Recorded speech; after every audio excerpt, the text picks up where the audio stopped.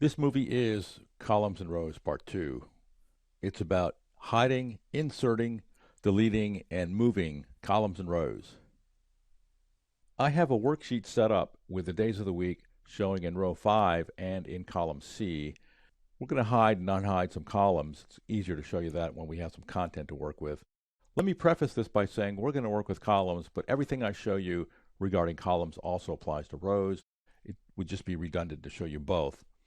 So in order to hide some columns, we first have to select the column. And we know to do that, all we need to do is left-click the column heading. I select D.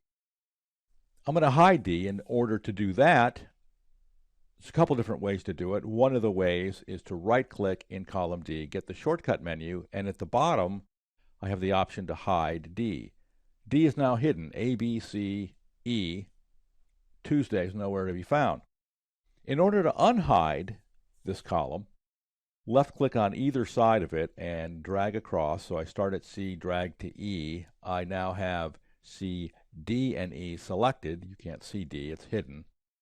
Right-click again and select Unhide, and D comes back. At this point, I'll tell you that when you hide a column, really what you're doing is adjusting the column width to 0.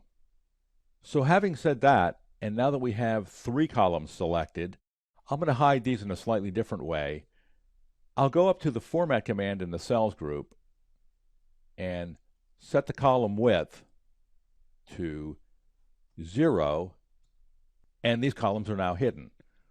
In order to unhide these columns, I left-click B, drag across to F, going back to the Format command, hide and unhide columns, and we're back to looking at all of the columns we started with. So now I have B through F, columns B through F selected. I'm going to press the Control key and select H and I so that I can hide some non-contiguous columns. When I right-click to get the shortcut menu, we don't have the option to hide anymore. We have to go to the Format command, select Hide and Unhide, hide columns, and now we only have Friday displayed, which is exactly what we were attempting to do.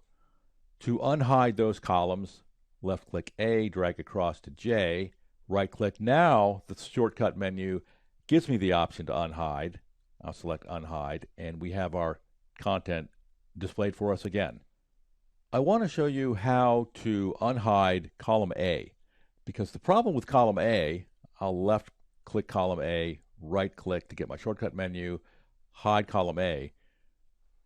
The problem with column A is there is no way to select either side, a column on either side of column A, because to the left of column A, there isn't a column. Column A is the first column.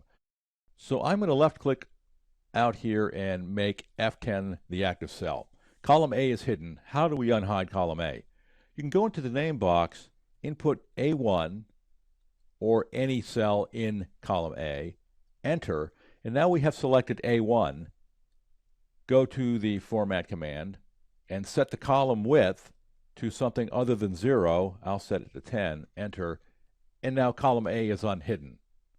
I'm now going to talk about inserting and deleting, and inserting and deleting columns is a little strange, and I'll show you why. I'll left-click and drag to select D through F, right-click to get my shortcut menu, and then select Insert. And my data, my content, moves over to the right. But we still have A, B, C, D, E, F, G, H. The alphabetical structure didn't change. And that's why I say it's a little strange. Maybe it's intuitive, maybe it's not. When you insert columns, you are moving your data to make room for the columns that you want to insert. In this case, we inserted 3. We could insert 1, of course, as well. D, right-click, insert, and we only inserted 1 column. We can also insert columns in a non-contiguous way. Right-click to get my shortcut menu, insert. Now we've inserted 3 columns, and every time I do this, the data to the right moves over 1 or 2 or 3 columns, however many columns we're inserting. But the alphabetic structure across the top is maintained. The same thing is true when you're deleting.